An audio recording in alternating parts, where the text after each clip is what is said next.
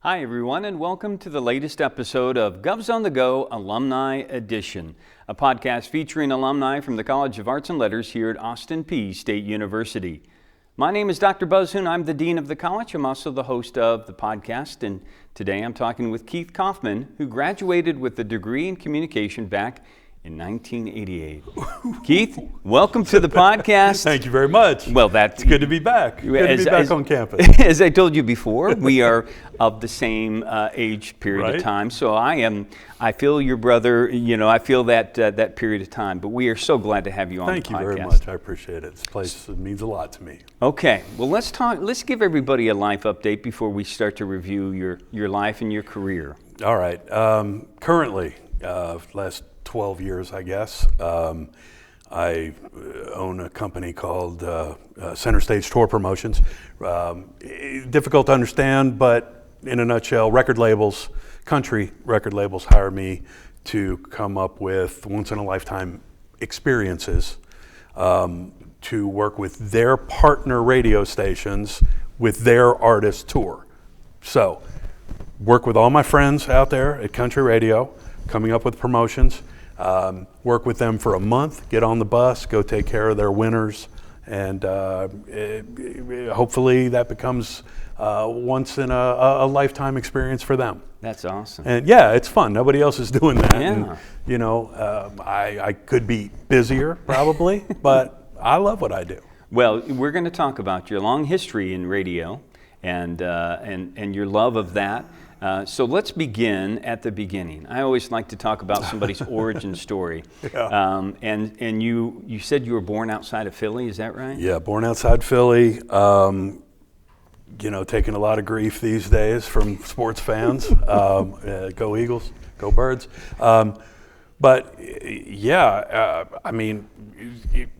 Outside of Philly, my mom, had a radio, Wi-Fi 92 every time that we were in that house, and I just fell in love with it. But more so the music, the guys between the songs, right, and the girls between the songs. That's what intrigued me the most. Yeah, and you and I both have this love of radio as well, and I don't know, it was the combination of the fact that they had this wonderful music and the fact that they talked about it made me think that they must know the musicians. Did you ever think of that? Absolutely. If you're good, yeah, they're your best friend. You're talking about things that nobody knows. It's just research, right? It's just homework. So you moved from Philly because you said that your mom got remarried, right, and you actually got to go overseas to Europe. Mom got married, just living in this small town in New Jersey. Mom got married to a guy that lived in Germany. He comes back, plucks us out, off to Germany we go. It's me and my mom and my new dad. One radio station over there, AFN, American Forces Network, and it was very different than all the Philadelphia. They'd listen to Wi-Fi 92 and 27 other radio stations, And I was this big. I was third grade, but I was into it big time, man. It was scary. It was scary. So yeah, AFN, one station. Here we go. And you said you even recorded the Casey Kasem top 40. And not on a cool boom box, It was, the flat, press the two buttons, cassette player. And I used to record that every week. And Casey was great. He was so good. The music, that was good. But Casey was so good. The storytelling. Oh, my gosh, so good. Yeah. And then you also got exposed, you said, with your dad, actually in Florida, owned a radio station. Father bought a radio station. He was before he bought a radio station. He worked for the Philadelphia Flyers radio team. Oh, okay. In Philly, and so he and two of his buddies, cockeyed idea, just bought some radio station right outside of Orlando, Florida, and so I used to go down there every summer. I'd come back from Germany and go to New Jersey and spend half the summer and then the other half in just outside of Orlando with my dad at the radio station. It was awesome. It was it was unbelievable. It was like, I'm a kid in a candy store. Like, this is the coolest thing. So again, that set the trajectory. I knew exactly what I wanted to do from the time I was a wee child. Mm-hmm. And I say all the time, for the people that have I think it's like they get the presence of their gift. And I think that you have that gift. You know, you knew what you wanted to do, and you had the ability to do that as a young person. What kind of things do you remember doing to try to prepare yourself? Did you practice? Did you introduce songs? Did you talk to other people? I was such a geek. I never got to the point where I built a radio station in my bedroom, you know, and was broadcasted out of there. Sure. A bunch of my friends have done that. They're geekier than I am as far as that goes. But sure. I mean, I would go back and do the same break Casey Kasem just did. And I was in 4th grade, 5th grade, man. I was just, I practiced from that time. Sure. And it's not that I wanted to be on the air front and center, but I just was so intrigued by radio overall. And I practiced all the time. Yeah. But music was kind of a filler. Music was the filler, not the personality that was the thing. Right. The ability to talk was the gift. Yeah. Yes, absolutely. Yes, and tell a story. Paint a mental picture. Mm-hmm. So you had the opportunity to come to Tennessee. I did. When your mom and your stepdad got transferred to Clarksville. Right. Fort Campbell brought me to Clarksville. Through high school. Okay. And so Clarksville became home through high school. Yeah, and so what kind of things did you do in high school? Got ready for college. I mean, it was like, come on, I need to start this thing. Right. We didn't have.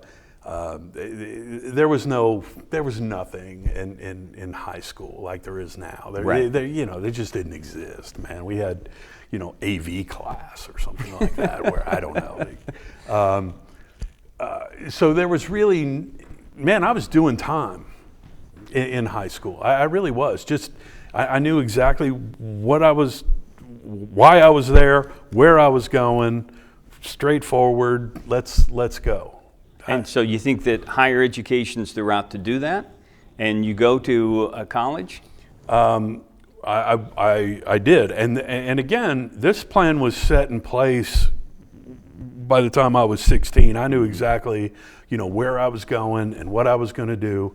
And it was disappointing. And it was the first time that it didn't go exactly like I thought it was going to go. The best mass comm class in the program in the state, and man, I got there and quickly realized that to even walk into the radio station, certainly to hold a position at the radio station, you had to be a second semester senior, and I had 350 people in my intro to mass comm class. I mean, and I don't know how it is now. I don't know. But, to ask a question in lecture halls, that was not my thing, right? I didn't know what that was. But to ask a question, you had to write it down, stick it in the box on your way out the door. And then 2 days later, the professor would answer your question, if you were lucky. A lot of people had a lot of questions, 350 people. It wasn't for me. It just wasn't for me, and I didn't know what to do, man. I didn't know, this is not, I've been waiting a long time, right, to get this thing going, and this is not what I had expected, unfortunately. Well, part of the reason I like to do this podcast, Keith, is the fact that for many of us, it's never A to B to C. There are different journeys along. It's never a linear path, and so here's this interruption within your path towards your career. I was terrified. So what adjustment did you make? How did you get to Austin Peay? I started asking around. I started asking smart people. What? Tell me. This is my situation. This is where I want to be. This is what I want to do. This is not working out in a timely fashion. I mean, again, I've not been one to wait my turn many times. So I just started asking around, heard about a brand new mass communications program here at Austin Peay, and I took a chance, man. I picked up the phone and called, at the time, Mr. V, now Dr. V, Dr. Von Palko, Mr. Von Palko. Von Palko is like, it means man of many names, you know? So I called him and told him my situation, that I was interested in exploring, Austin Peay and this new program. We set up a meeting. I met with him personally. I didn't even know where the radio station was at the other place. I mean, so talking to him for 10 minutes, I was like, this guy is a pro. He's been out there. He's done the things that I'm dreaming of doing. He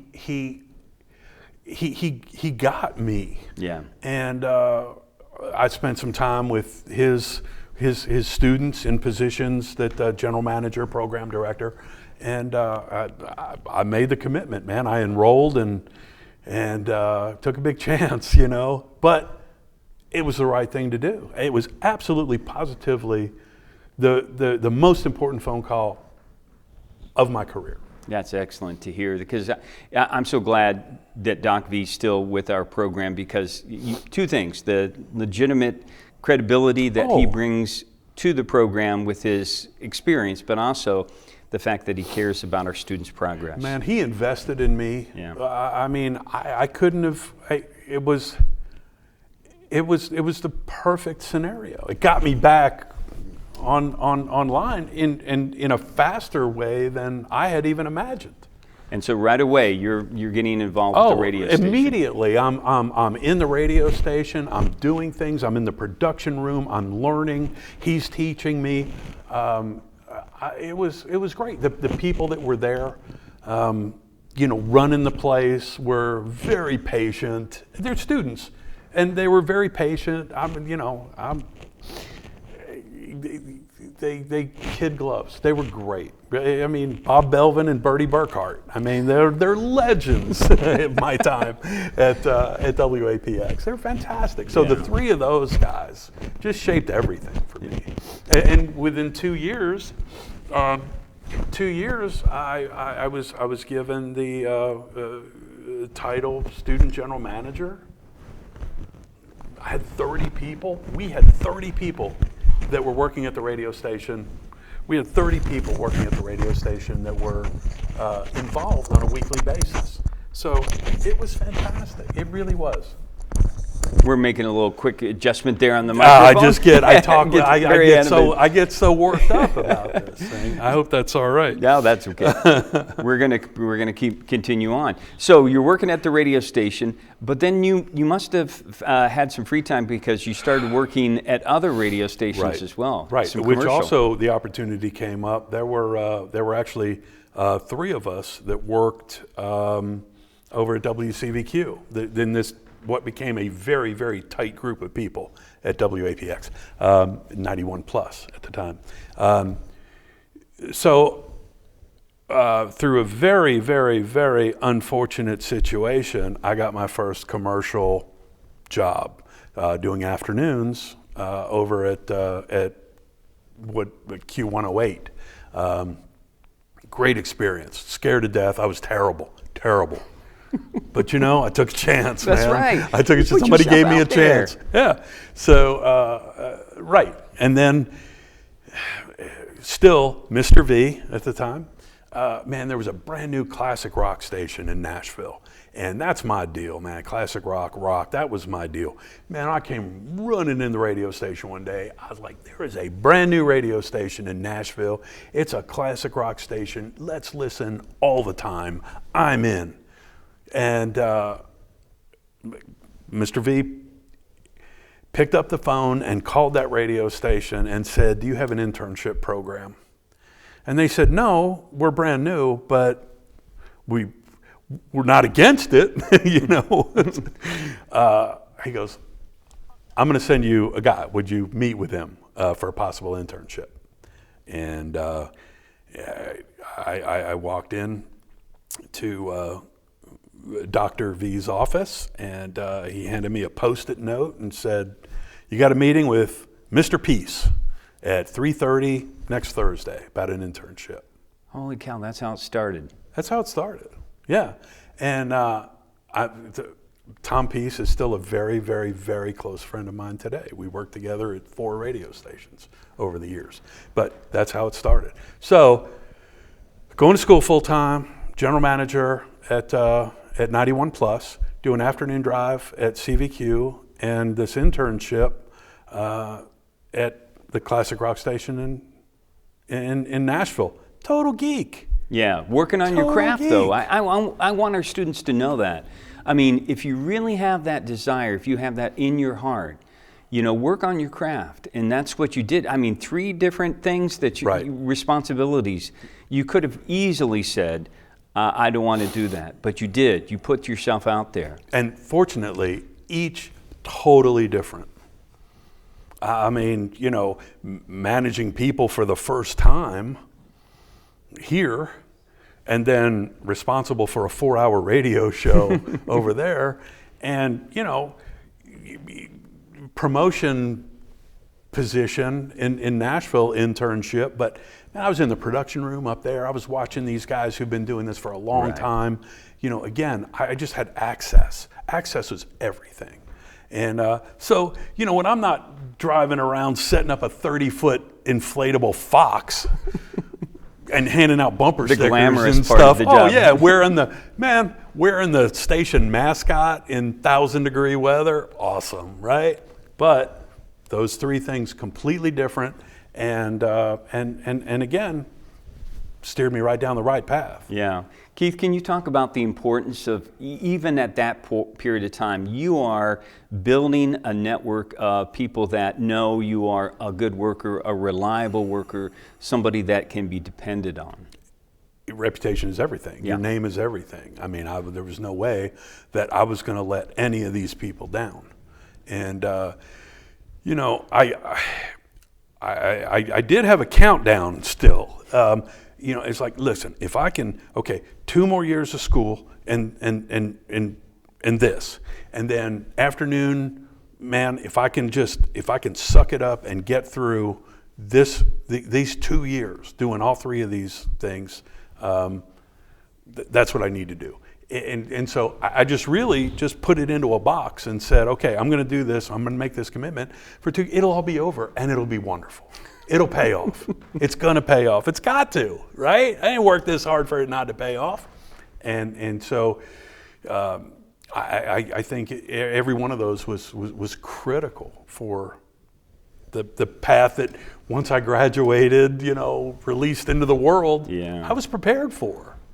Well, 35 years ago, I think back that you must have had some great memories. What kind of memories do you have of the Austin Peay campus? And it can be related to your time at the radio station or not. Well, I mean, the group of people over there, we were so close. We were so tight. We lived there. I mean, and it wasn't this. Right. I mean, we called it the 3,000-watt mobile home. It was literally a mobile home sitting right outside the Dunn Center. You walked in the door and we had a couple of chairs, a couch, a couple of bean bags, and that's where we lived. A very, very tight group of people that I'm still in touch with, all of them. That's great. Today. Yeah, great memories, but all 91 plus, all 91 plus. Yeah. Terrifying experience at Austin Peay. I invited a high school friend who was actually going to Austin Peay for a period of time, but I invited a high school friend and her boyfriend over to come tour the radio station while I was on the air. This was before I had any kind of position over there, Come on over, Friday night, man. I'm doing the show. I'm doing like 7 to 10, whatever, 6 to 10. Come on over. Well, man, they show up with 2 cases of beer. Like, it's a party, right? Everybody just thought, oh, well, it's a radio station, man. We're going to go play cool tunes and get hammered. Well, like, that would not be good with Mr. V, right? That would not, and I don't know that there were cameras anywhere. It didn't matter. Like, they took 2 steps in the door, and I was like, what you got? And they were like, beer! I was like, no! Made them go out, put it in their trunk. I wouldn't even let them put it in the front seat being on campus. Oh, it was terrifying. And it just ruined my night. I was terrible. I was terrible. It was a terrible show. Right. I was so nervous. I was still shaking. I thought the fact that my guests brought beer into the radio station, horrifying. Well, you know, you survived that scare, and I did. And so when you leave Austin Peay, let's talk about, because you were fortunate to have, you know, a lot of people in radio will have this journey where they're hitting different stations in different markets and all across the nation. But you had... I was very lucky. You were... For me, I was very lucky. Talk about that unique kind of journey. What's your first job, and how did things go for you to break into radio? Well, I mean, I didn't see the world. I didn't see the country, fortunately. I graduated on a Friday, married my high school sweetheart on Saturday, took a honeymoon for a week, and then started my real job, not in college, and it was at the classic rock station that I had interned for a year. So, you know, I went up there, immediately fell into a promotion director slot, was there for a year. I mean, it was kind of a whirlwind, you know? Yeah. But living in Clarksville, driving to Nashville, did that for a year. My program director in Nashville was going to put a Fox radio station on in Norfolk, Virginia Beach. He had built the station, the Fox, in Charlotte, and then came to Nashville, where I got involved with him doing my internship, and then he was going on to Virginia Beach, Norfolk, Virginia Beach, to flip a country station to a classic rock station, and he invited me to go and be their promotions director for no money. I mean, there was no, you know, took a chance, right? So on to Virginia Beach, completely dismantled the Heritage Classic, or the Heritage Rock Station in 90 days. It was very gratifying. 4 years there, loving life. Look, I'm at a classic rock station in Navy Town. Yeah. There was no way, man, we were on top of the world over there. We could do nothing wrong. Play another Led Zeppelin song, another Rolling Stones song. Man, our personalities were bigger than life. So that was again, it was so gratifying to, after such a short period of time, you know, time frame, man. It was like we hit hard, we hit fast, and we were the #1 radio station in the market in 90 days. And that's back in when radio was still so important to the community. Man, I mean, and we had no idea. We were transplants. We acted like we had been there forever. Right. You know, we hired a couple of personalities that had been in town. Credibility. I mean, they were great, but you know, we can't just 3 of us roll up in Nashville and act like, you know, we've been here forever. So, you know, hired some personalities there, some promotion people that knew the market, knew where we should be and what we should be getting involved with, and yeah, that was great, man. Virginia Beach. I'm married, no kids. Virginia Beach, life is good at this point. #1 radio station. That's good. So young. No money. Yeah. I got to make it. You know, I lived in an apartment. My program director told me when he offered me the job, he goes, "Man, 19 grand." He said, "You probably live on the water up there in Virginia Beach." We got there, and it wasn't so much living on the water. You know who's living on the water? He was. We lived on the top floor of an apartment building at the end of Naval Air Station Oceana, at the end of the runway. So I mean, we had the remote control for the TV permanently mounted in our hands. So, you know, we heard them firing up, man, and the up button. And so the up button hit about the time that they were 4 feet over our apartment, you know, but still, it was great times. Young right? and naive, that's okay. So naive, but living the dream. Yeah. So at some point in time, you must have thought to yourself as you're going through, in order to make more money or to be a little bit more in charge of my life, I need to take on a new role or new roles within the radio station structure. You know, that issue was forced on me several times through my career. You know, it's like you know, coaches in the NFL or any professional sporting team. You know, it's cyclical. You come and go. Well, I went. And you know, if you ever have to fire somebody, don't hand them a memo. Basically, and I learned a lot here. Yeah. Out of a job, not knowing what, I focused on Atlanta, Orlando, and Nashville, and hooked up with some people in Nashville, and it got me back to Nashville. It wasn't what I wanted to do, but it was radio, and it was in Nashville.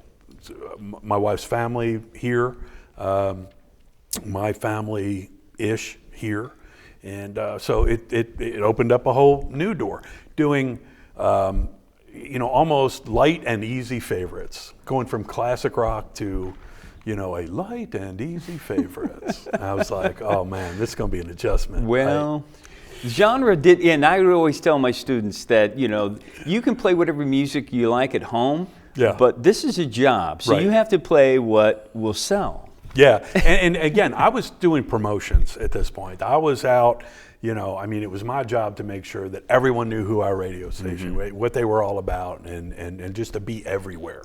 And so, you know, I did that for a couple of years. And if you ever have to fire somebody, don't call them on the phone. You know, again, here I'm in Nashville, out of a job, 2 good years. You know, an adult contemporary radio station and an oldies station. We had 2. It was cool. Again, totally different experiences on the presentation and the events that we were getting involved with. Huge. I mean, totally different. Even in the building, 2 totally different.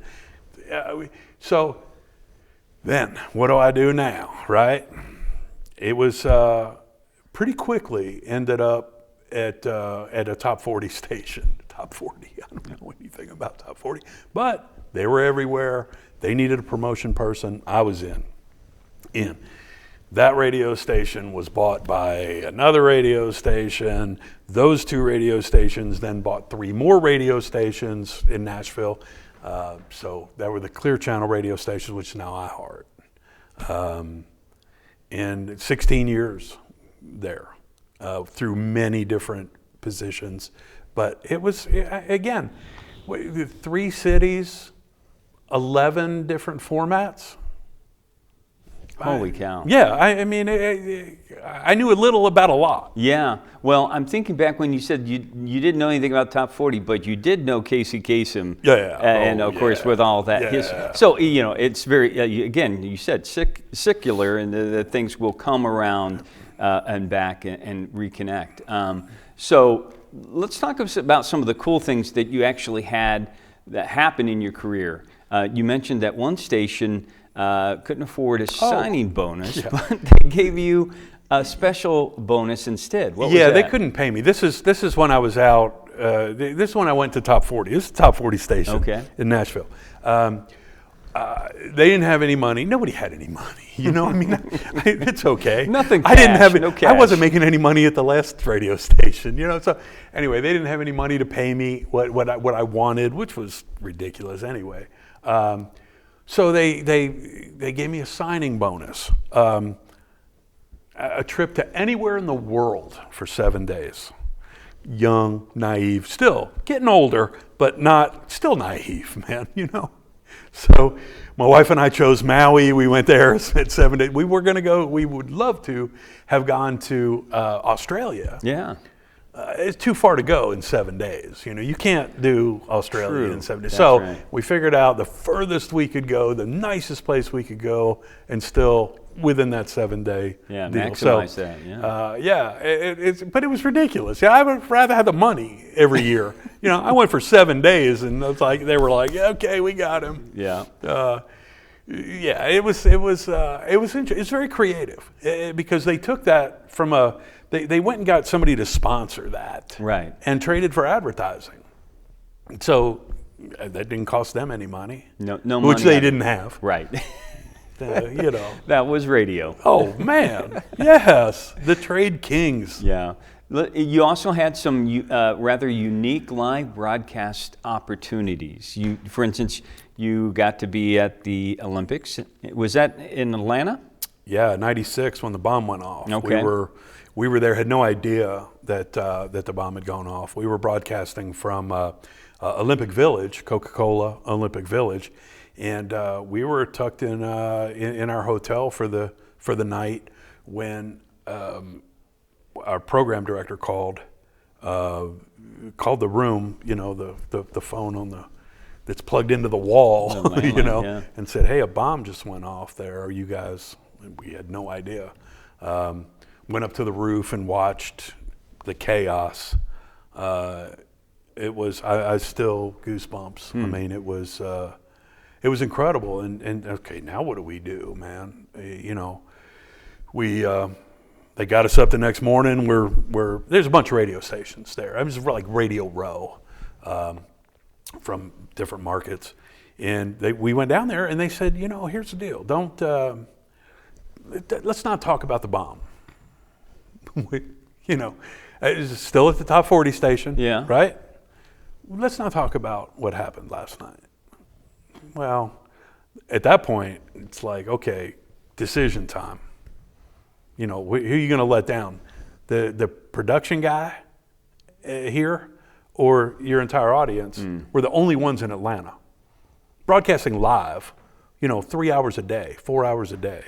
And so, yeah, we talked about it. We talked about it the entire time. We locked the door and talked about it. It was an experience. It was a life experience, certainly. Another unique live, or you did a broadcast where you went to an aircraft carrier, or you took a helicopter? Norfolk, Virginia Beach had its benefits. Okay. You know, the Navy Yard up there, gigantic. We were afforded. We were invited to fly in a helicopter 31 miles out into the Atlantic Ocean and ride the aircraft carrier back home into port. Unbelievable. So I invited my corporate boss. Good move, right? Always take care of your bosses, right?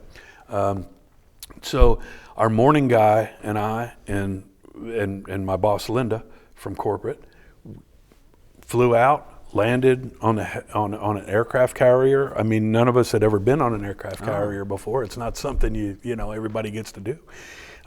But what was so unique is we had our broadcast truck set up on the pier, and we would go find on the pier. We would find a wife who would tell us who her husband was. We would hook them up live on the air as the husband is coming home from war. Nice. I mean, it was, again, goosebumps. Yeah. Unbelievable.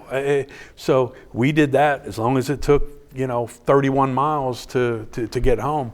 We were just hooking up wives, children with their dads. It was incredible. Yeah. It really was. It was incredible. One other thing that I thought was really cool, you said you got to go to an island. So out of those 5 radio stations in Nashville was WSIX, Big 98. It was a gigantic country radio station. premier radio station in the company, certainly in Nashville.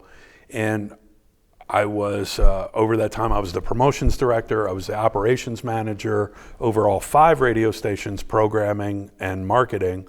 Then I became I was offered the program director position at this major country radio station. I'd never done that before. Yeah. Okay, I'm in, right? So Nashville, being it's an industry, it's where the industry is. Yeah. I mean, so we were the fishbowl of the country music industry, Nashville. Everybody is focused. Everybody knows exactly what we're doing. That was a huge deal in my life. Being the program director for 98 WSIX with Heritage Morning Show and Jerry House had Carl P. Mayfield in the afternoon. I mean, heritage jocks. The personalities were huge. So being the program director had its benefits. There were a lot of perks that came along with that job. Chesney had an album release party. It just happened to be at his house in the Virgin Islands. Well, my boss was cool. He was like, "Go do this while you can." Yeah. I mean, take advantage of these situations. So. Yeah, man, off I go. And there's probably, 15 program directors from across the country that were there, spent the weekend, listened to the album, slid down the slide into his pool. The house was demolished in the hurricane, but it was a great weekend down there. And we got on his boat, went to the British Virgin Islands. Man, we had to pull over and show them our passports. Okay, you're good. Didn't get back in time. They leave. They have a schedule. These custom agents. Who knew? Well, Kenny knew, but Kenny didn't care, right? So we're coming back at midnight. They close at like 10 p.m. Kenny just calls, "Hey, we're coming back through." They sent 2 guys back down to get us back into the country. I'm like, this is living, man. It is. So was your proudest moment when you got to accept the award for Country Music Station of the Year? CMA Radio Station of the Year. Standing on the stage at Madison Square Garden. Oh, man. I mean, who would have thought? It doesn't get any bigger than that. It doesn't get any bigger than that. But we had a great team, man. We had a great team. And the personalities won Personality of the Year. The radio station won Station of the Year, and it just so happened to be in New York that year, the 50th anniversary. So off we go, and we're rolling New York like we own the place, and it was amazing. It was incredible. Being up there must have been a little bit of out of your consciousness to think, here you are. 30, whatever years earlier, as a general manager of a student radio station, and now you're at the peak. At the pinnacle. Yeah. I mean, it was the pinnacle. It was the pinnacle of my career, and I still had years to go after that. It was the pinnacle. So obviously, there's some challenges in radio. And eventually, you left. But what were some of the challenges that you just saw coming down the road? Well, going way back was the Telecommunications Act. I mean, that cut so many jobs. Yeah. And here I'm the guy looking for jobs. It worked out in my favor, but that was there used to be 5 general managers for 5 radio stations. Yeah. Well, now there's 1. So that's 4 guys in 1 position that are out. Same thing with, on down the line, production directors, staff. There's not 5 of them. Yeah. There's not 5 of them. There's 1 of them. Yeah. And that was a huge challenge. That was probably the biggest challenge. But like I said, it worked out. It worked out in my favor because I ended up working. I was the one guy over 5 radio stations. Nerve-wracking at first. There were so many challenges along the way. The personalities was, first of all 5 of those radio stations needed to know that they were the most important station in that building. That's tough. Yeah. As the operations manager, every personality in there needed to know that they were incredibly important to our, success as a whole. That's hard to do. It's hard to do.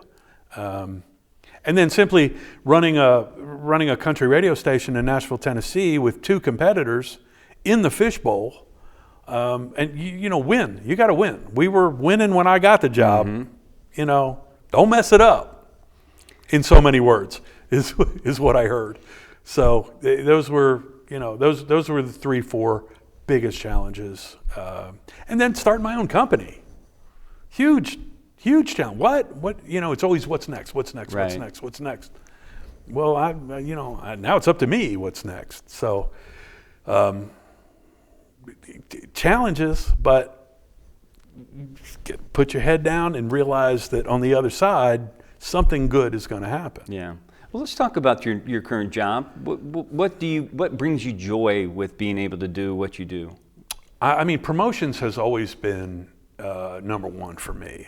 Doing contests, doing once in a lifetime, experiences that we created. In Nashville, we got the same treatment from the record labels and the artists as the other 2 stations did. So it was up to us to beat these 2 stations over the head with the same thing. With the same number of tickets, whatever for concerts and whatnot. Everybody was equal. Nobody wanted to step on anybody's toes. There were 3, fierce competitors in Nashville, and so it was up to us to beat them with it. And so that was, that was hard. That kept me up at night a lot of times. I wouldn't trade it for the world, though. I just wouldn't trade it for the world. Now, I took those relationships that I forged over the 16 years at WSIX, relationships with the record label, relationship with the artists. They all came through. Only in country does every artist do a radio tour, and they come through every radio station that matters, and play a few songs, and go to lunch, hang out, become friends. This country music industry is very tight-knit group. So relationships with the record labels, relationship with all the radio people, all the country program directors that I've gotten to know over the years. We have a conference every year. Everybody comes to in Nashville. We're all very tight, and there's still a lot of us, still in the game. So to take those 3 elements and be able to walk into a record label and say, I want to make your artist look like the nicest person on the planet, and you guys, giving these radio stations an unbelievable experience that they will take and hopefully make money on, and grab some ratings with it. And so that's, it was scary, presenting stupid ideas, that people bid on, and then having artists say, you know what, I've got this promotion that I've been wanting to do forever. I just haven't figured out how to get it done. How can we do it? And I said, all I need is a bunk on the bus and access to catering, and we'll go do it. And so that's the way it started. And 12 years later, I'm preparing for my 11th tour with Blake Shelton. Oh, amazing! Next month, February, March. Mm-hmm. He hasn't done a tour without me since 2013. So gotta love that. You know, and everybody wants to hang out with Blake. So my job is easy with him. Smaller artist. I had best promotion I ever did was Billy Currington had a duet with Shania Twain, and called "Party for Two." Billy had this idea and couldn't figure out how to make it work. So we put it together. End result is, in every market, the radio stations would bring us 4 qualified singers. Billy and the band would audition these people before the show that afternoon, around lunchtime.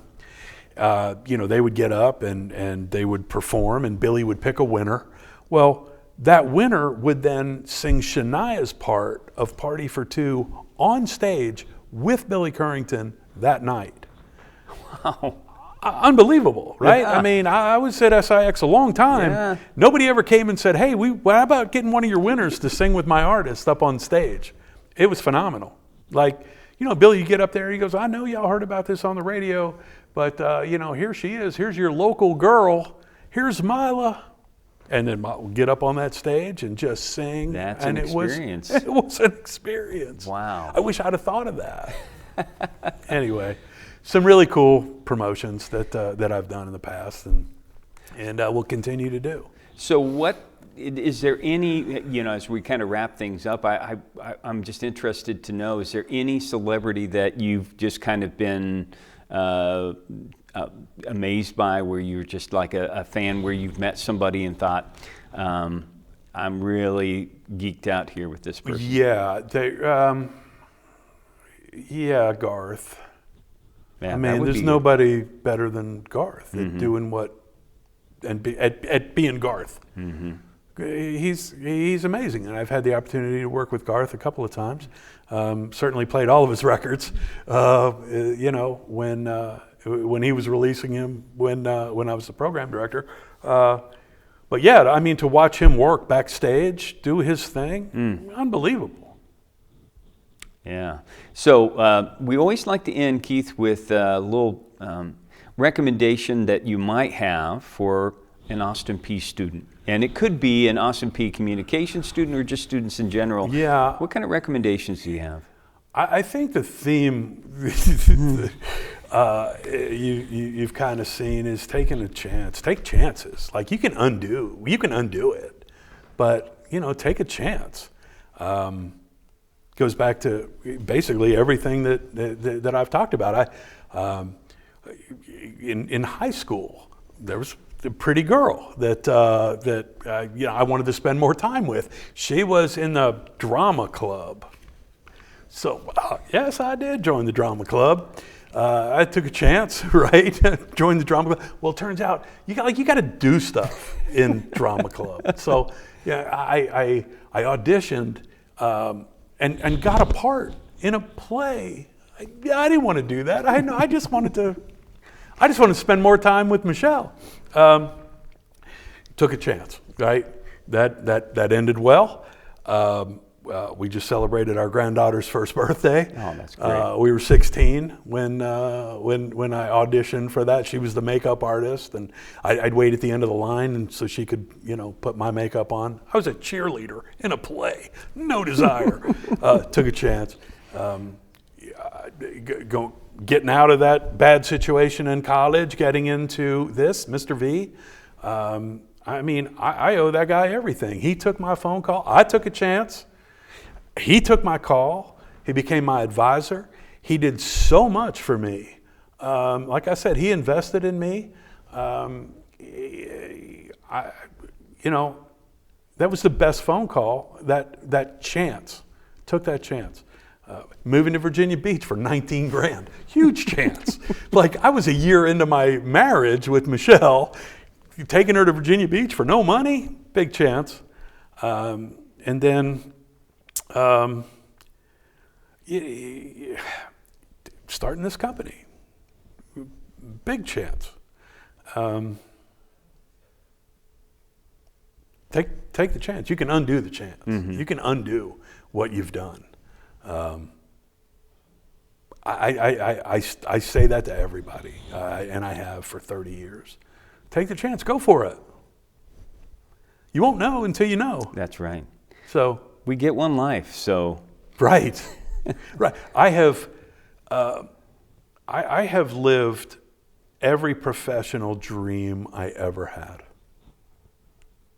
And mostly because of Dr. V, Dr. Von Palko, man of many names. Yes. And I'm so glad that as you said, he invested in you. He's invested in many students here at Austin Peay over the years, and we are definitely proud to have you among our alumni. You've done so well. Well, thank you very much. And it's been great talking with you over this period of time. V was in my wedding. Me and Michelle's wedding. V and Lori. And 2 other guys from the radio station. Tight group. I appreciate it. This place will always, always, always have a huge place in my heart. Well, thanks again. Thank Keith. you. And thanks to all of our listeners and viewers out there for checking out the podcast. We hope that you'll join us as we continue to profile some of the outstanding alumni we have in the College of Arts and Letters here at Austin Peay State University. So until next time, stay safe, take care, and God bless.